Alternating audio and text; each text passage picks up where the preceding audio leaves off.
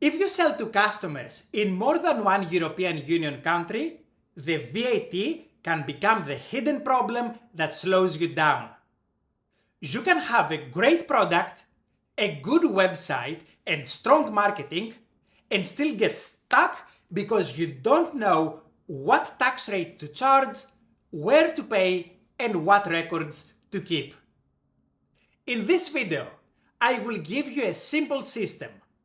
It is not meant for large corporations. It is meant for a small business or a startup that wants to sell B2C across the EU, and do this without turning their business into a tax department. One important note before we start. This video is about B2C, which means you sell to private customers. It is not about B2B sales. B2B often works differently, and it usually has different mechanisms. Now, here's a simple system we will follow. We will answer 3 questions. What are you selling? Where is your business established? And how you will price and report in a way that is simple and compliant.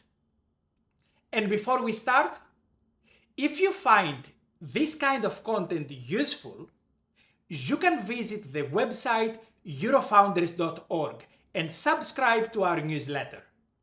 This is the best way for us to stay in direct contact with people who benefit from our work.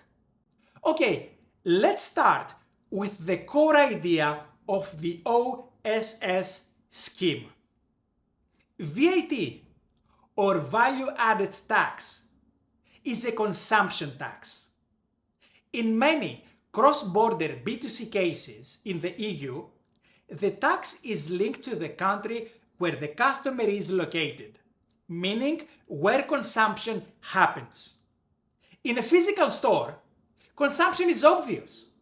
In online sales, it's not obvious, because you and the customer are not in the same place.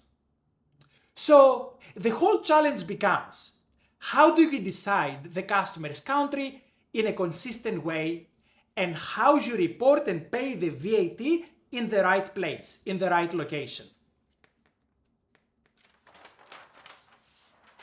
Now, step 1 is the most important step.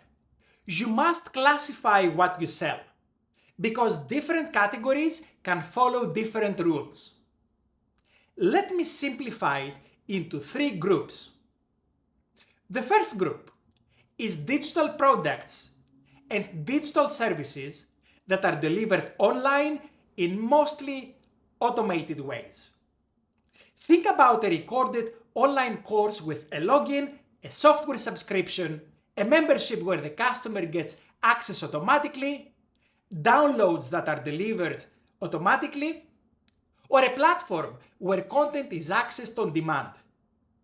In many cases, these supplies are treated as electronically supplied services. The key idea is that the delivery is mainly automated and with minimal human intervention after the sale happens. The second group is live teaching and personal services. This includes things like coaching, tutoring, consulting, live lessons on video calls, or live group sessions.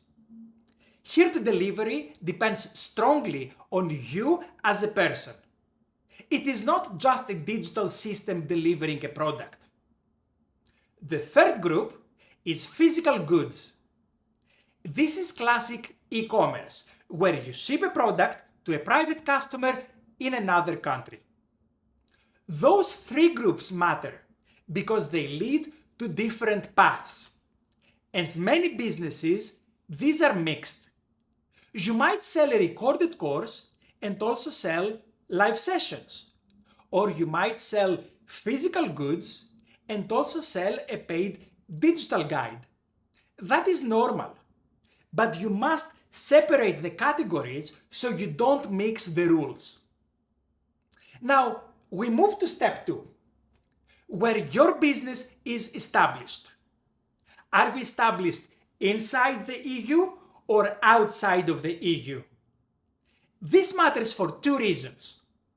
First, there is a specific threshold of 10,000 euros that is a simplification for certain cross-border sales by EU-established businesses. Second, the one-stop shop, or OSS.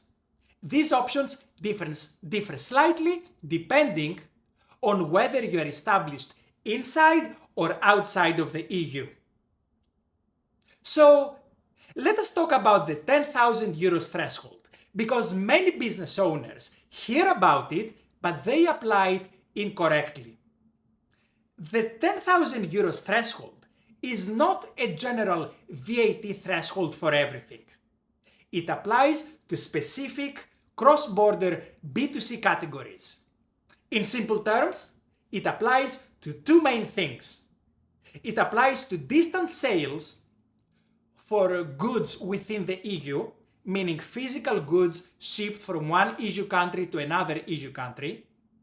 And it applies to certain digital services, including telecommunication services, broadcasting services, or electronically supplied services, which often includes automated digital access like software subscriptions, what is also called SaaS subscriptions. The threshold is EU-wide. It is not per country. That means you don't get 10,000 euros for France and 10,000 euros for Germany and 10,000 euros for Spain. It is one combined threshold for the covered cross-border categories. If you're established inside the EU and your cross-border B2C sales in those covered categories stay under $10,000 in a calendar year, you may be able, in some cases, to charge the VAT of your country of establishment and report it through your normal domestic VAT return. But once you pass that threshold of the 10,000 euros, you usually move to the destination-based VAT, meaning you charge the customer's country rate and you report and pay it to the customer's country, often through the OSS system. That is where the non-union OSS scheme becomes useful. Now, let us focus on the tool that makes this manageable. The one-stop shop, or OSS. OSS is a reporting system. It is not a full tax department. It is very helpful because it allows you to report and pay VAT due in multiple EU countries through one registration in one EU country using one online portal. If you're established inside the EU, you typically use the Union OSS scheme for covered cross-border B2C supplies. If you're established outside the EU, you can often use the non-union OSS scheme for covered services, and you can choose an EU country where you register as your member state of identification. That country becomes your portal. You file your returns there, and the system shares the information and payments with other EU countries. One important detail: OSS returns are typically quarterly for the union and non-union schemes. And OSS does not replace your normal domestic VAT obligations in your home country. It is an additional return used for cross-border supplies that fall inside this scheme. Now, let us go back to our categories, because this is where many businesses get confused. Let us talk about online courses and online tutoring. If your online course is recorded on demand and delivered through an automated platform, it is often treated as an electronically supplied service. In that case, for EU-established businesses, those cross-border B2C sales can count toward the 10,000 euros threshold basket, together with other covered digital services and distance sales of goods. But if your course is mainly live teaching, like live sessions or video calls, or live webinars or live workshops, it may not fit the definition of an electronically supplied service because it is not mainly automated. It depends on your live involvement. So what happens then? In practice, there are two common paths. One path is that the service is treated like a normal personal service, such as consulting or coaching, where the general B2C place of supply rule can apply. In many cases, under the general rule, the service is taxed where the supplier is established. That means the VAT treatment can follow the country of the seller, not the country of the consumer. But be careful here. There are exceptions for certain types of services, and you should confirm the rule for your exact service type if your revenue becomes significant. The second path is very important, starting from January 2025. For certain live online events and activities that are streamed or made virtually available, including educational activities, there are changes that can shift the place of supply to where the consumer is located for B2C sales. That means a live online workshop sold as access to attend can create destination VAT similar to other cross-border consumer rules.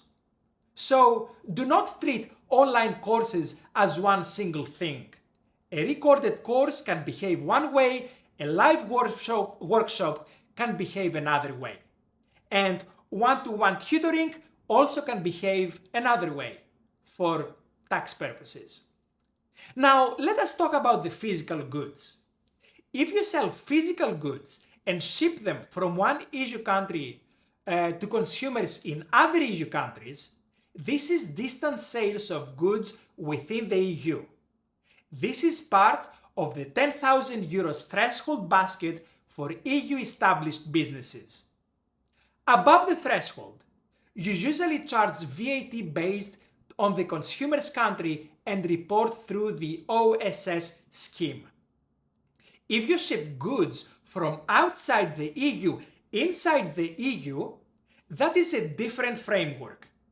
In some cases, there is a system called Import One-Stop Shop, IOSS, for certain imported goods of lower value.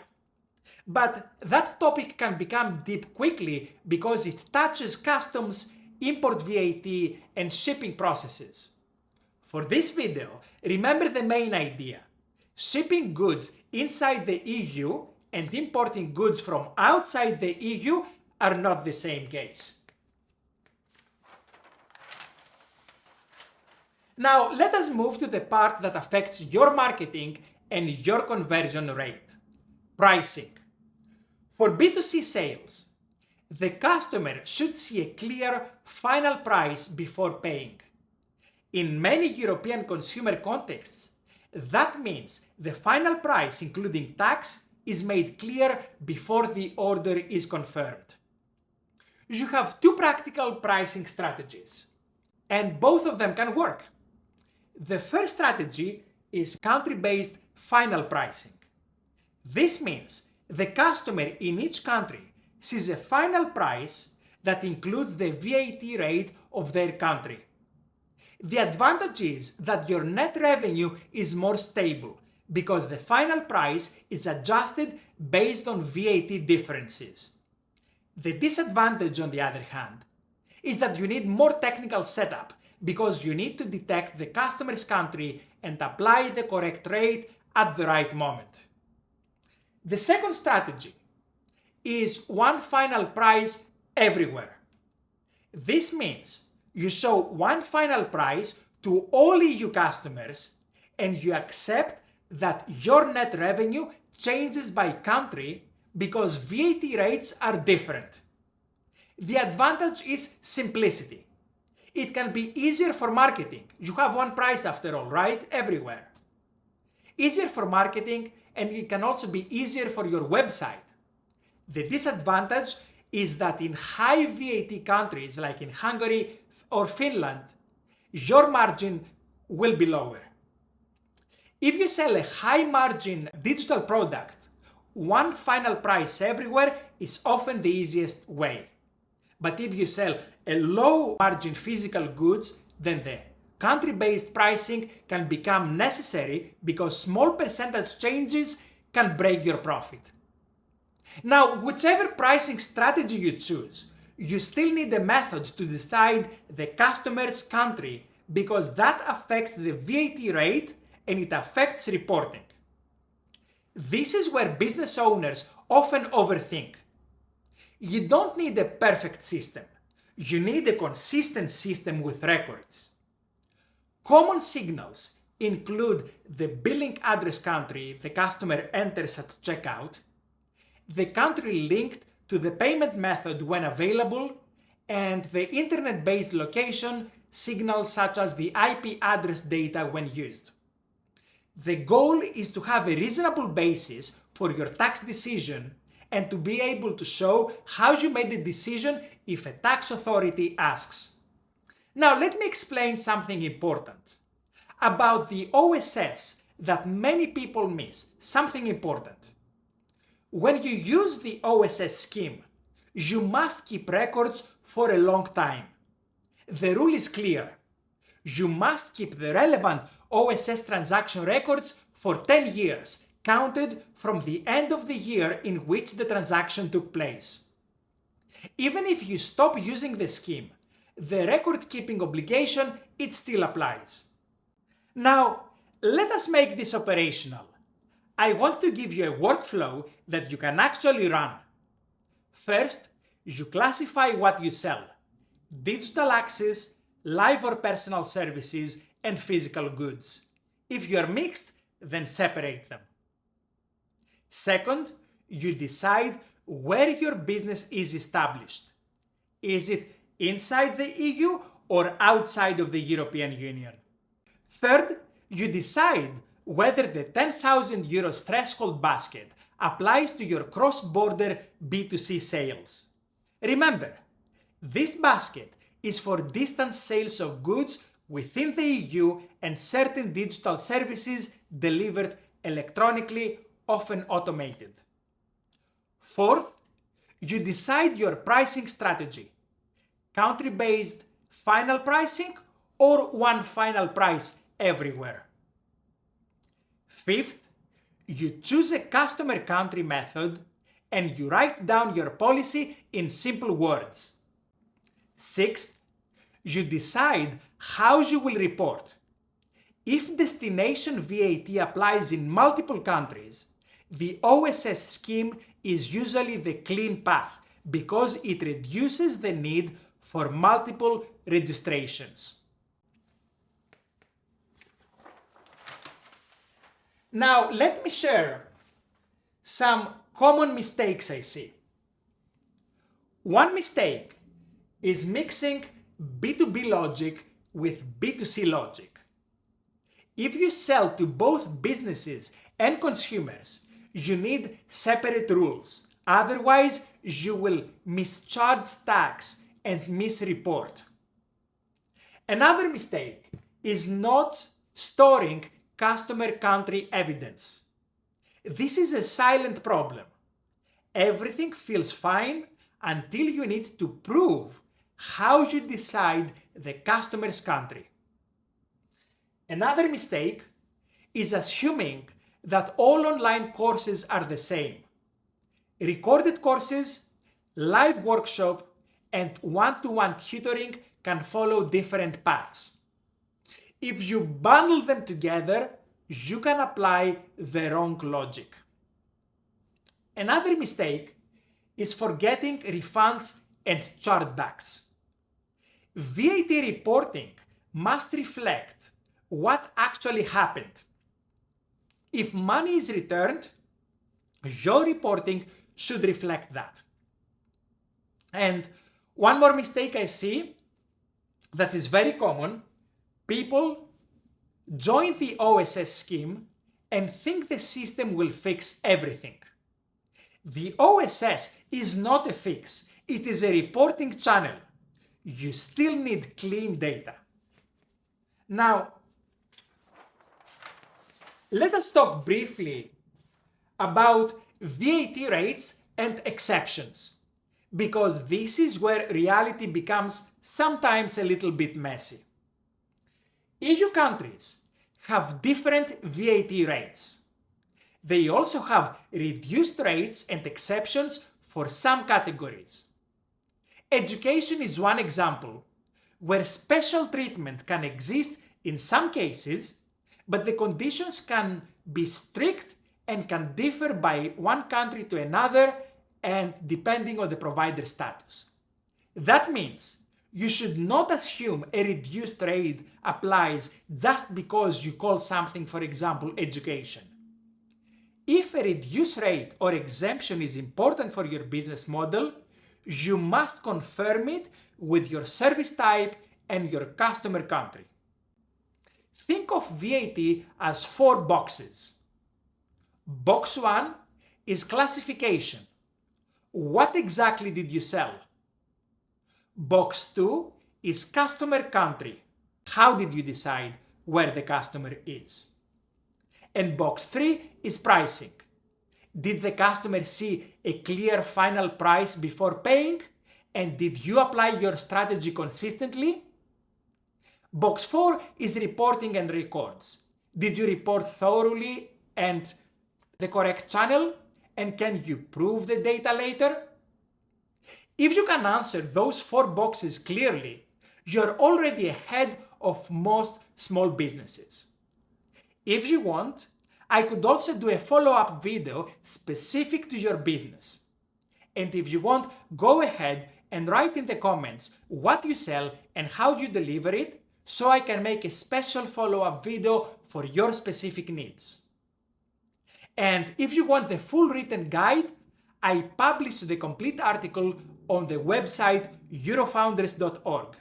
It includes a clear workflow, the pricing strategies, and how the OSS scheme fits into the process. Thank you for watching. If this was helpful, please subscribe, because the next videos will be practical operations guides for European startups and business owners, with the goal of making cross-border growth simple and sustainable. Thank you.